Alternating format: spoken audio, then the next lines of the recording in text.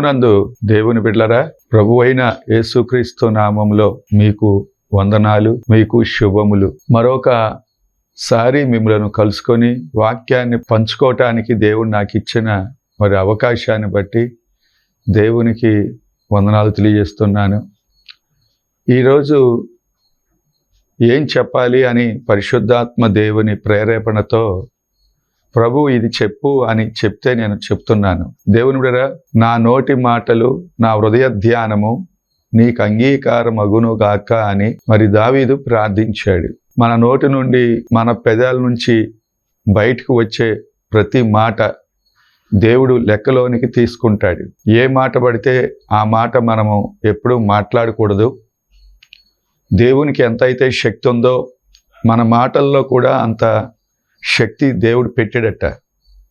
జీవము మరణము నాలుక వశ్యములు. ఒక పురుషుడు కానీ ఒక స్త్రీ కానీ ఒక రోజుకి ఎన్నో మాటలు మాట్లాడుతూ ఉంటారు. అయితే ప్రాముఖ్యంగా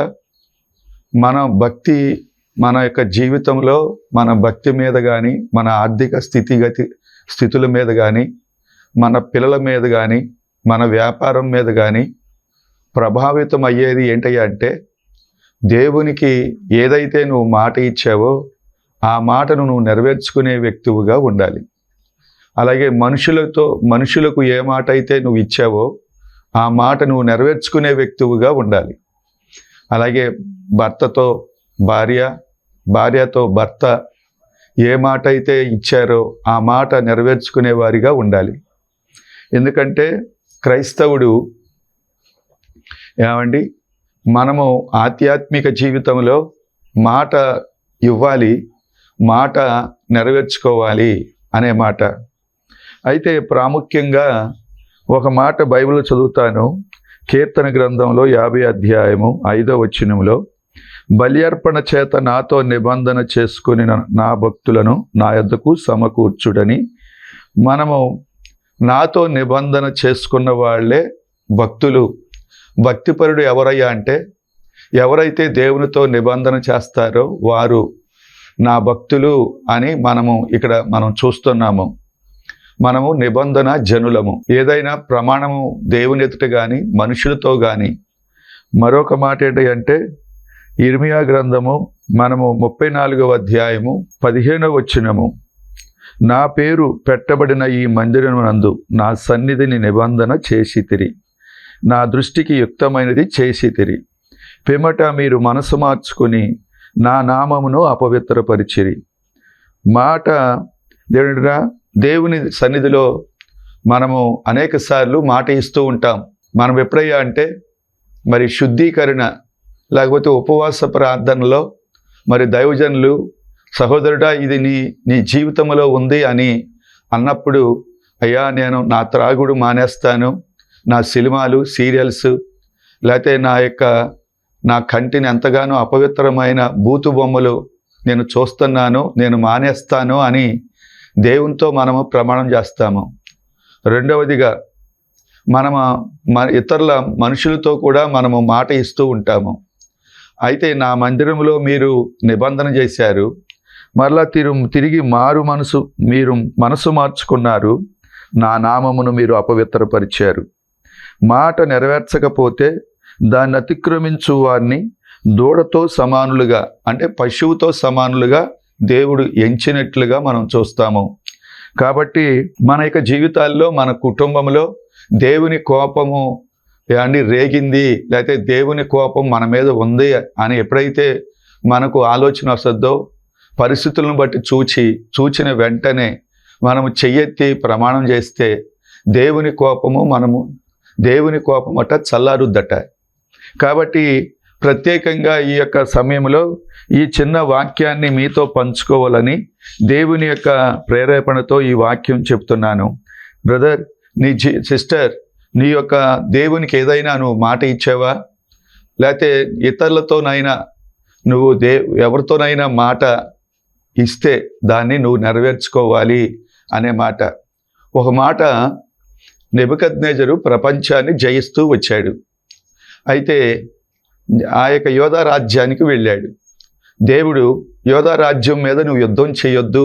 నెబుకద్నెజరుతో దేవుడు మాట్లాడి దానిలో సిద్కియా అనేటటువంటి ఒక వ్యక్తి ఉన్నాడు, నువ్వు అతన్ని రాజుగా చెయ్యి అని దేవుడు చెప్పినప్పుడు నెబుకద్నెజరు ప్రపంచాన్ని జయించిన మరి దేవుని మాట విని లోబడి మరి సిద్కియాను ఆ దేశానికి యోధా రాజ్యానికి రాజుగా చేశాడు.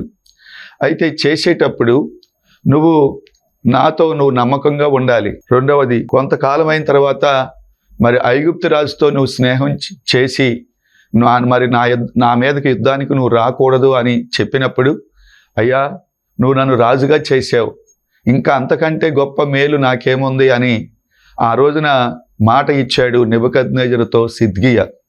కొంతకాలం అయిన తర్వాత మరలా ఐగుప్తు రాజు ఫరోతో, ఏమండి నీవు రథాలు గుర్రాలు నీకు ఎన్నో ఉన్నాయి, మన ఇద్దరం కలిసి బబులోను రాజు నెబుకద్నెజరు మీదకి యుద్ధానికి వెళ్దామని ఏమండి అన్నాడట.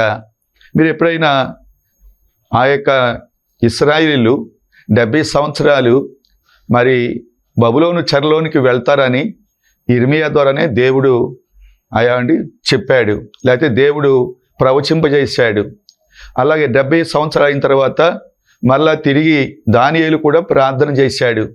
70 సంవత్సరాలు అయిపోయినాయి, మా ప్రజలను ఏమండి బబులోను నుంచి మన స్వదేశానికి పంపవా ప్రభువా అని ప్రార్థించాడు.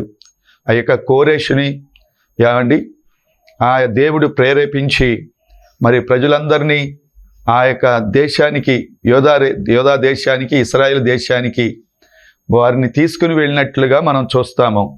అయితే దేవుని ఒక మాట, దేవుని వాక్యంలో ఇక్కడ ఏముందయ్యా అంటే సిద్కియా మాట మార్చి యెహెజ్కేలు గ్రంథం 17వ అధ్యాయం 15, 16 వచనము ఏముందయ్యా అంటే, అయితే అతడు గుర్రములను గొప్ప సైన్యమునిచ్చి సహాయము చేయవలనని ఎరుగుటకై ఐగుప్తు దేశమునకు రాయబారులను పంపి బబులోను రాజు మీద తిరుగుబాటు చేశాను. అతడు వర్ధిల్లునా? అట్టి క్రియలు చేసిన వాడు తప్పించుకునునా? నిబంధనను భంగము చేశాను గనుక తప్పించుకొనడు. ఎవనికి తాను ప్రమాణం చేసి దాన్ని నిర్లక్ష్య పెట్టానో, ఎవనితో తాను చేసిన నిబంధనను అతడు భంగము చేశానో, ఎవడు తను రాజుగా నియమించానో ఆ రాజునొద్దనే. మీరు ఇక్కడ దేవుని విడరా, ఎవడు తాను ప్రమాణం చేసిన దానిని నిర్లక్ష్య పెట్టానో, ఎవనితో తాను చేసిన నిబంధనను అతడు భంగము చేశానో. మీరు గమనించారా, తాను రాజుగా చేసిన రాజును మర్చిపోయాడు, నిబంధన అతిక్రమించాడు, నిబంధన భంగము చేసినట్లుగా మనం చూస్తాము. మీరు ఎప్పుడైనా అంటే సిద్కియా ఎవరితో మాట ఇచ్చాడు అంటే మనుషులతో, రాజుతో, నెబుకద్నెజరుతో మాట ఇచ్చాడు. ఆ మాట అతడు నెరవేర్చుకోకుండా ఆ మాటను భంగం చేశాడు. కాబట్టే దేవుడు అంటే ఈ విషయంలో అతడు తప్పించుకుంటాడా అనే మాట మీరు ఎప్పుడైనా మనము చాలాసార్లు మాట మీద నిలబడాలయ్యా, నువ్వు దేవునికి ఇచ్చావు కదా, ఇదిగో నేను త్రాగను అని మాట ఇచ్చావు కదా, నువ్వు ఆ మాట నెరవేర్చుకోవాలి కదా. అలాగే ఇక నుండి ఆ పరస్త్రీ జోలికి నేను వెళ్ళను అని నువ్వు ఎప్పుడైతే మాట ఇచ్చావో దాన్ని నువ్వు నెరవేర్చుకునే వ్యక్తిగా ఉండాలి. నువ్వు ఎవరితో ఇచ్చావో తెలుసా? దేవునితో మాట ఇచ్చావు. ఆ మాట నువ్వు నెరవేర్చుకున్నప్పుడే అండి, నువ్వు గనక మాట నిబంధనను నువ్వు విరిచివేస్తే దేవుడు కూడా నిన్ను విరిచివేస్తాడు. నిబంధనను నువ్వు నిలబెట్టుకుంటే దేవుడు తప్పకుండా నిన్ను నిలబెడతాడు. నీ యొక్క నిబంధన మీద, తీర్మానం మీదే నీ యొక్క ఆత్మీయ జీవితం ఆధారపడి ఉంటుంది. నీ యొక్క పిల్లల యొక్క భవిష్యత్తు కూడా ఆధారపడి ఉంటుంది. అయితే నీ యొక్క ఆర్థిక పరిస్థితి కానీ, ఆరోగ్య పరిస్థితి కానీ, నీ ఇంట్లో నువ్వు ఇచ్చిన మాట నెరవేర్చుకునే దాని మీదే, ఆ నిబంధన దాని మీదే ఇవన్నీ కూడా ఆధారపడి ఉంటాయి. దేవునితో సహసంబంధం కలిగి ఉండాలన్నా, దేవుడు నిన్ను కోరుకొని నీ ఇంట్లో లేకపోతే నీ యొక్క వ్యాపారంలో దేవుడు ఉండాలన్నా, నువ్వు ఇచ్చిన మాట, చాలామంది నేను దశంభాగం కట్టుకుంటానయ్యా, చాలామంది మొక్కుబడి కానుక ఈ విధంగా కట్టుకుంటాను, ఈ విధంగా నేను ఉపవాసం ఉండి ప్రార్థన చేస్తాను, ఈ విధంగా నేను నా జీవితాన్ని కొనసాగిస్తాను అని మాట ఇస్తూ ఉంటారు. ఆ మాట వెంటనే తప్పుకునే వారిగా ఉంటున్నారు.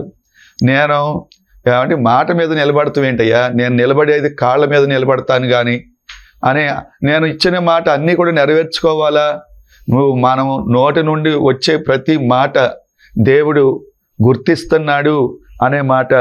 చివరికి దేవుడిరా ఈ రాజు 2వ రాజుల గ్రంథం 25వ అధ్యాయం 7వ వచనంలో సిద్కియా చూచుచుండగా వారు అతని కుమారులను చంపి సిద్కియా కన్నులు ఊడదీయించి ఇత్తడి సంఖ్యలతో అతన్ని బంధించి బబులోను పట్టణమునకు తీసుకొని పోయిరి. మీరు గమనించారా? సిద్కియా చివరిగా ఏమయ్యాడంటే అతని కుమారులు తన కళ్ళ ఎత్తుటే ఆ కుమారులు చంపబడ్డారట. మీరు ఈ మాట మన ఇంట్లో కూడా ఒక తల్లిగా తండ్రిగా నువ్వు ఇచ్చిన ప్రమాణము ఏమండి నువ్వు పరిగణలోకి తీసుకోకుండా నిబంధన కనుక మీరితే ఆ యొక్క ప్రమాణము భంగం చేస్తే మన యొక్క పిల్లల విషయాల్లో భవిష్యత్తు అంధకారంగా ఉంటుంది. మన పిల్లల విషయంలో వారు అభివృద్ధి పొందరు, వర్ధిల్లరు అనే మాట. ఎందుకంటే ఇక్కడ ఆ యొక్క సిద్ధిగా చేసిన పాపమును బట్టి లేకపోతే నిబంధన అతిక్రమించటాన్ని బట్టి ఆ యొక్క నిబంధన భంగం చేయటాన్ని బట్టి ఆ యొక్క శిక్ష తన కుమారులు దాన్ని చూస్తూ ఉండగా అతడు హతులైనట్లుగా మనం చూస్తాము. అది ఎంతో తండ్రిగా ఎంతో ఏడవలసినటువంటి పరిస్థితి. మన పిల్లలకు దారి లేకుండా దారులు మూసుకుని వెళ్ళిపోతున్నాయి. ఉన్నత స్థితిలో ఉండాల్సిన వాళ్ళు దిగజారిపోయిన స్థితిలో పనికిరాని వారిగా నిష్ప్రయోజకులుగా లేకపోతే లోకానుసారంగా జీవిస్తున్నారు. అంటే తండ్రిగా నీ యొక్క తప్పిదం ఎంత ఉందో తల్లిగా నీ యొక్క తప్పిదం కూడా ఉంది. తల్లి, నువ్వు దేవునికి ఇచ్చిన మాట నువ్వు నెరవేర్చుకుంటున్నావా? ఎందుకంటే దేవుడు మనం ఇచ్చిన మాటను దేవుడు చూస్తాడు. మనం సాతాను మన కళ్ళు చూస్తూ ఉండగానే మన కళ్ళ ఎదుటే మన పిల్లలను పతనం చేయాలని అది వాడి ప్రణాళిక. నీ పిల్లల క్షేమాన్ని నీ కళ్ళతో చూడకుండా అది వాడి యొక్క ప్రణాళిక. దేవుని ఉద్దేశం ఏంటంటే నువ్వు చూస్తూ ఉండగా నీ పిల్లలు వర్ధిల్లటం, క్షేమకరంగా ఉండటం, ఉన్నత స్థితిలో ఉండటం అది చూడాలని దేవుని యొక్క ఉద్దేశం. దేవునికి నువ్వు ఇచ్చిన నిబంధన, దేవునికి నీవు ఇచ్చిన ప్రమాణము నెరవేర్చుకుంటే నీ ఎదుటే నీ పిల్లలను దేవుడు వర్ధల చేస్తూ ఉంటాడు. నిన్ను వర్ధల చేస్తాడు, నీ పిల్లలను కూడా వర్ధల చేస్తాడు. కాబట్టే బాప్తీసం తీసుకునేటప్పుడు నువ్వు అనేకసార్లు ప్రమాణం చేసావు కదా, ఆ ప్రమాణాన్ని నేను త్రాగను, సినిమాలు చూడను, లేకపోతే అపవిత్రమైన వాటి జోలికి వెళ్ళను అని బాప్తీసం ఇచ్చిన రోజునే నువ్వు దేవునికి మాట ఇచ్చావు. అయితే దేవుని ఒకడే పురుషునికి ప్రదానం చేయబడిన పవిత్రురాలైన కన్యకగా నీ పవిత్రతను నువ్వు కాపాడుకునే వ్యక్తిగా ఉంటున్నావా? ఎందుకంటే మనము రక్షించబడిన ప్రతి ఒక్కరూ కన్యకలే. ఒకడే పురుషునికి ప్రదానం చేయబడిన కన్యకగా మనము మన కన్యత్వాన్ని కాపాడుకోవాలి. మనము ప్రతి ఒక్క విశ్వాసి ప్రదానం చేయబడ్డారు అనే మాట. నీ కన్యత్వాన్ని నువ్వు పాడు చేసుకోకూడదు అనే మాట. కాబట్టి దేవుడు చాలాసార్లు ఒక తండ్రి తను ఒక సమయంలో సాక్ష్యంగా పంచుకున్నాడు. నేను నా భార్యను కొట్టే వ్యక్తిని కొట్టాను. అయితే మా మామయ్య గారు వచ్చి, అయ్యా నేను నా కూతుర్ని అల్లారి ముద్దుగా పెంచుకున్నాను, నువ్వు కొట్టడానికి వీల్లేదు అని అంటే ఆ యొక్క తన మామయ్యకి మాట ఇచ్చాడట అల్లుడుగా. మామయ్య ఇక నుంచి నా భార్యను నేను కొట్టను, మీ అమ్మాయిని కొట్టను అని మాట ఇచ్చి అక్కడి నుంచి ఆ మాట నెరవేర్చుకోవటం ప్రారంభించాడట. కుమార్తెకు ఆయాసం అయినప్పుడు, నానా నువ్వు త్రాగుతున్నావు, నువ్వు భయంకరంగా చీడిపేకలాడుతున్నావు, నువ్వు భయంకరంగా డ్రామాలు వేస్తున్నావు, దీని ద్వారా నువ్వు చేసే పాపాన్ని బట్టి మా పిల్లలమైన మా మీదకి శాపం వచ్చుద్ది, నువ్వు త్రాగటం ఆపేయి, ఆ సినిమాలు లేకపోతే ఆ డ్రామాలు నువ్వు తీసేసేయి, లేకపోతే నేను ఇంత ఆయాసానికి గురవటానికి గల కారణం నువ్వు చేసిన పాపమేమో అని చెప్పగానే తండ్రి ఇక నుంచి నేను ఎప్పుడు కూడా త్రాగనమ్మా, ఇక నుంచి నేను ఎప్పుడు డ్రామాలు వేయటం కానీ లేకపోతే సినిమాలు చూడటం కానీ చేయను, నేను మాట ఇస్తున్నానని చెప్పి ఆ మాటకు కట్టుబడి ఉన్నాడట. ఆయన ఎలాంటి దైవజనుడు అయ్యాడో తెలుసా? గొప్ప దైవజనుడిగా ఆ యొక్క వ్యక్తి మార్చబడ్డాడు. మన జీవితాల్లో భార్యతో మనం మాట ఇస్తూ ఉంటాము. పెళ్లి సమయాల్లో అనారోగ్యమైన ఆరోగ్యమైన లేమియందు కలిమియందు ఏమండి అన్ని విషయాల్లో కూడా నీకే భర్తనై ఉందును, ఇతరులను ఆశించక ఇతరులను ఆశించక అనే మాట మనము అక్కడ ప్రమాణం చేస్తూ ఉంటాము. దేవుడు సాక్షి. ఆ సమయంలో నీవు భర్త ఉండగానే పరపురుషుడి యొక్క వ్యామోహం కలిగి, భార్య ఉండగానే స్త్రీ వ్యామోహం కలిగి నువ్వు ఉంటే అది ప్రమాణాన్ని నువ్వు మీరిన వ్యక్తివిగా దేవుడు నిబంధన అతిక్రమించావు, నిర్లక్ష్యం చేశావు, నిబంధన విరిచివేశావు అనే మాట. కాబట్టి దేవుడిరా, నువ్వు నీ నోటి మాటలు ఎప్పుడు కూడా నువ్వు అశ్రద్ధ చేయబాకు. మరొక మాట చెప్తున్నాను దేవుడిరా, దావీదు యెహోషువ కాలంలో గిబియోనీలను, మీరు గమనించారా, యెహోషువ కాలంలో గిబియోనీలను నేను చంపను, వారితో యుద్ధం చేయను అని ప్రమాణం చేశాడు గిబియోనీయుల మీద. అయితే ఆ యొక్క యెహోషువ ప్రమాణం చేసి గిబియోనీయుల్ని తన దగ్గరే ఉంచుకున్నాడు, లేకపోతే వారికి ఏ హాని జరిపించలేదు. అయితే సౌలు రాజు అయిన తర్వాత గిబియోనీయుల మీద యుద్ధం చేశాడు, గిబియోనీయులను హత్య చేశాడు. అయితే దావీదు రాజ్యానికి వచ్చిన తర్వాత దావీదు రాజ్యంలో 3 సంవత్సరాలు కరువు వచ్చింది. 3 సంవత్సరాలు కరువు వస్తే ఏడ్చి మోకాళ్ళుని దేవుని ఆలయంలో కూర్చొని ప్రార్థన చేశాడట. దేవా, ఎందుకు మరి నా రాజ్యంలో కరువు ఎందుకు వచ్చింది అని అడిగితే, ఇదిగో యెహోషువ ప్రమాణం చేశాడు గిబియోనీయుల మీద యుద్ధం చేయనని, సౌలు దాన్ని అతిక్రమించాడు. కాబట్టి నీ కాలంలో 3 సంవత్సరాలు కరువు వచ్చింది అని దేవుడు చెప్పాడట. అంటే ఇక్కడ ఈ మాట చూస్తే మనము దేవుని ఎదుట మాట ఇచ్చిన ప్రమాణాన్ని కానీ నిబంధన కానీ దేవుని పక్షంగా దేవుడు ఎల్లప్పుడూ జ్ఞాపకం చేసుకుంటూ ఉంటాడు అనే మాట. యెహోషువ మాట ఇవ్వటం, యెహోషువ క్రీస్తు శకం 1400 సంవత్సరాల క్రితం నాటివాడు. ఆ యొక్క 400 సంవత్సరాల తర్వాత సౌలు రాజయ్యాడు. ఆ తర్వాత 40 సంవత్సరాలు అతడు పరిపాలించి దావీదు రాజయ్యాడు. మీరు ఎప్పుడైనా దేవునిరా నిబంధన మాట ఇవ్వటం, దేవుని దగ్గర మాట ఇవ్వటం, అది చాలా నెరవేర్చుకోవటం. గిబియోనీయులను ఆ యొక్క సౌలు కుటుంబీకులనట గిబియోనీయులకు దావీదు అప్పగించాడట. ఎప్పుడైతే మరి సౌలు కుటుంబీకులు ఎప్పుడైతే చంపబడ్డారో అప్పుడే ఆ కరువు, లేకపోతే ఆ యొక్క కరువు ఆగిపోయింది ఇజ్రాయెల్ దేశంలో. కాబట్టి దేవుడిరా, నువ్వు కూడా మనము మరొక మాట చెప్తున్నా, ఎవరండి మాట నెరవేర్చుకున్నది ఎవరండి అని మీరు అనుకోవచ్చు. నువ్వు మాట ఇచ్చి నెరవేర్చుకున్న వారు కూడా బైబిల్లో ఉన్నారు. మీరు ఎప్పుడైనా మనము మాట ఇస్తాము, మాటను నెరవేర్చుకునే వారంగా మనము వాళ్ళు లేరండి వీళ్ళు లేరు అని మనం చెప్పకూడదు. బైబిలే దానికి సాక్షాత్తు. మీరు మొట్టమొదట యోహాను సువార్త 17వ అధ్యాయం 4వ వచనము, చేయుటకు నీవు నాకు ఇచ్చిన పని నేను సంపూర్ణంగా నెరవేర్చి భూమి మీద నిన్ను మహిమ పరిచితిని. యేసు ప్రభు చెప్తున్నాడు, చేయుటకు నీవు నాకు ఇచ్చిన దేవుడు తండ్రి అయిన దేవుడు కుమారుడైన యేసు ప్రభుల వారికి ఒక పని అప్పగించి నేను ఆ పని ముగిస్తాను అని ఈ లోకానికి వచ్చాడట. యేసు ప్రభు ఎందుకు వచ్చాడు? ఆ యొక్క మనుషులందరినీ పవిత్రపరచటానికి, తన పరిశుద్ధ రక్తము చిందించటానికి యేసు ప్రభు వచ్చాడు. అలాగే అందరినీ నిత్య జీవానికి వారసులుగా చేయటానికి, ఆయన మరణించి పునరుద్ధరణై తిరిగి లేవటానికి ఈ లోకానికి వచ్చాడు. ఆయన సిలువలో వేలాడుతూ సమాప్తమైనది అనే మాట మాట్లాడాడు యేసు ప్రభు వారు. సమాప్తమైనదండి, నేను దేని కొరకైతే ఏ పని కొరకైతే వచ్చానో ఆ పనిని నేను ముగించాను. మీరు ఎప్పుడైనా నీ యొక్క వ్యాపారము ప్రారంభించావు, ముగిస్తున్నావా?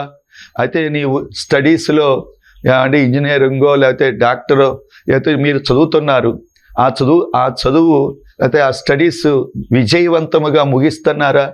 నువ్వు ముగించాలి అంటే యేసు ప్రభు ఒక మాట ఇచ్చి లోకానికి వచ్చాడు. కుమారుడా, అందరూ ఆదాము మొదలుకొని అందరూ పాపములో పడిపోయిన వారే, నువ్వు ఏ పాపములో నువ్వు పడిపోకూడదు అని తండ్రి ద్వారా మాట తీసుకుని తండ్రికి మాట ఇచ్చి వచ్చాడు యేసు ప్రభువారు. మీరు ఎప్పుడైనా అన్ని విషయాల్లో మన వలె శోధించబడ్డాడు, కానీ ఆయన ఏ పాపము ఆయన చేయలేదట. శోధించబడ్డాడు. మనము అనేకసార్లు శోధించబడుతూ ఉంటాం. శోధించబడి వెంటనే ఆ శోధనకు మనము పడిపోతూ ఉంటాము. యేసు ప్రభు శోధింపబడి మనలాంటి వాడే, మనలాంటి శరీరం ధరించిన వాడే, మనకు ఉన్న శోధనలన్నీ కూడా ఆయనకి వచ్చినాయి, కానీ ఆయన జయించాడు. నేను జయించాను కాబట్టి మీకు కూడా జయ జీవితాన్ని ఇస్తాను అని ఎవరైతే ప్రార్థన, ఎవరైతే దేవునితో అన్యోన్య సహవాసం కలిగి ఉంటారో వారు తప్పకుండా వారు జయ జీవితాన్ని జీవిస్తారు. యేసు ప్రభు మన యొక్క యాజకుడు, ప్రధాన యాజకుడు, జయించినప్పుడు మనకు కూడా జయించటానికి తగిన శక్తిని మనకు తప్పకుండా దేవుడిస్తాడు అనే మాట. రెండవ వ్యక్తి అపోస్తలుడైన పౌలు. దేవునిరా, 2వ తిమోతి పత్రిక 4వ అధ్యాయము 5వ వచనంలో, నీవు అన్ని విషయంలో మిత్తముగా ఉండుము, శ్రమపడుము, సువార్తికుని పని చేయము, నీ పరిచర్యను సంపూర్ణముగా జరిగించుము. మీరు గమనించారా? నీ పరిచర్య సంపూర్ణంగా జరిగించు. అయితే పౌలు గారు, నేను మంచి పోరాటము పోరాడాను, విశ్వాసాన్ని కాపాడుకున్నాను అంటే ఫినిష్ చేశాడు అని. అంటే మంచి పోరాటము పోరాడి తన విశ్వాస జీవితాన్ని పూర్తి చేశాడు. దేమ ఇహలోకమును స్నేహించి నన్ను విడిచిపెట్టి వెళ్ళిపోయాడు. పౌలుని, దేమాను మనం చూచినట్లయితే దేమ సగం వరకు భక్తి చేశాడు, తర్వాత లోకంలో కలిసిపోయాడు. లోకాన్ని స్నేహించడట. మనము స్నేహించాల్సింది పరలోకాన్ని స్నేహించాలి. మనము స్నేహించాల్సింది మనము పరిశుద్ధంగా, లేకపోతే దేవుని వాక్యాన్ని స్నేహించాలి, సంఘ సహవాసాన్ని స్నేహించాలి. మనము దేవుని యొక్క సన్నిధిలో ప్రార్థించటం మనము స్నేహించాలి. మనము లోకాన్ని స్నేహించి లోకాన్ని ప్రేమించి పౌలు గారిని విడిచిపెట్టి వెళ్ళిపోయాడట. అనేక మంది మనం చూస్తూ ఉన్నాం. సంఘాల్లో చాలామంది మారు మనసు పొందుతారు, బాప్తీసం తీసుకుంటారు, సగం వరకే భక్తి చేస్తారు, ఆ తర్వాత ఆ భక్తిని విడిచిపెట్టి లోకంలో కలిసిపోయేవారుగా ఉంటున్నారు. అయితే పౌలు గారు, నేను జయించాను, నా విశ్వాసాన్ని నేను కాపాడుకున్నాను అనే మాట మనము యొక్క జీవితాల్లో దేవుడు విశ్వసింపబోవు వారికి నన్ను దేవుడు మాదిరిగా నిలవబెట్టాడు.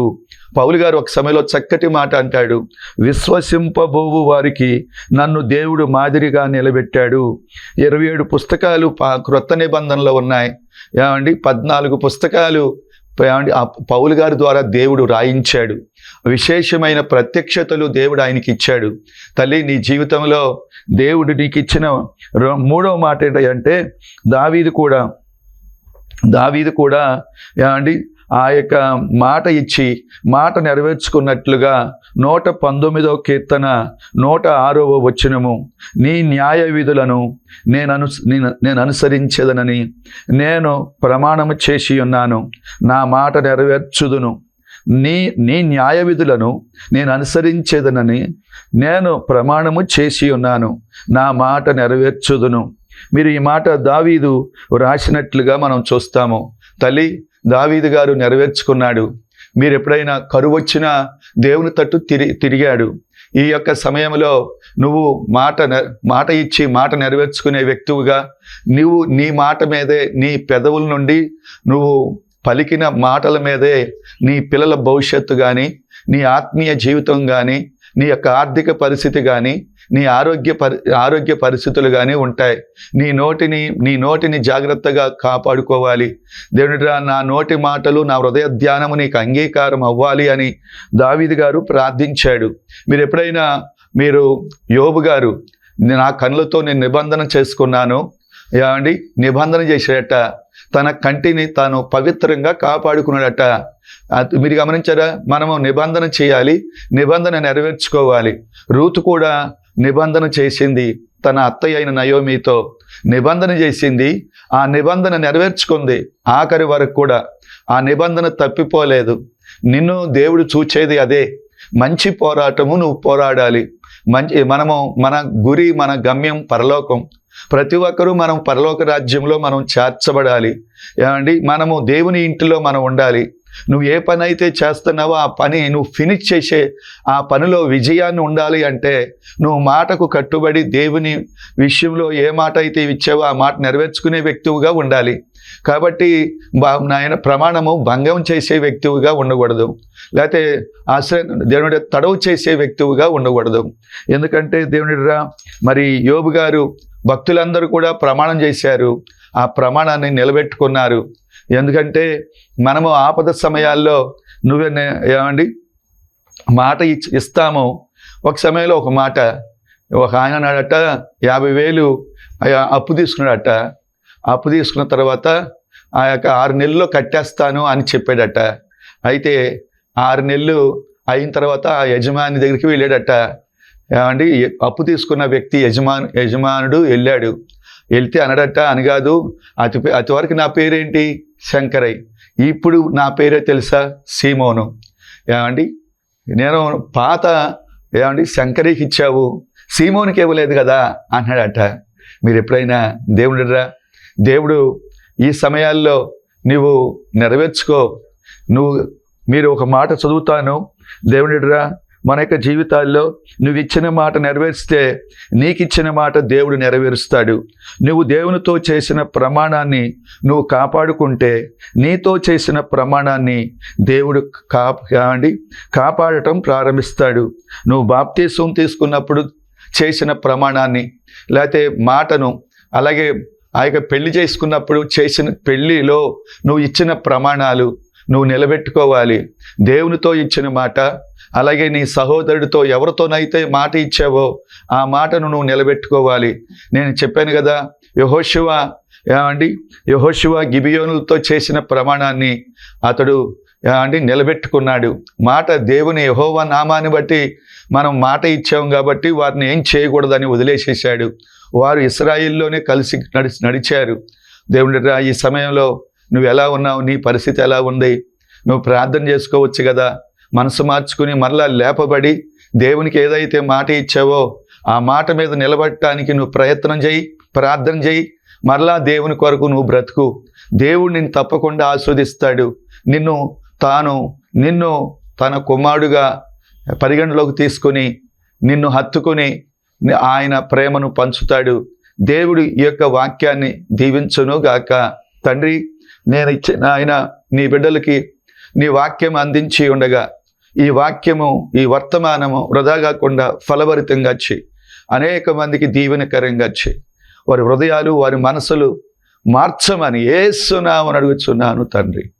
ఆమేన్. తండ్రి, కుమార, పరిశుద్ధాత్మ దేవుని యొక్క సన్నిధి ఈ యొక్క బిడ్డలందరికీ తోడై ఉండును గాక. ఆమేన్. మీ అందరికీ వందనాలు.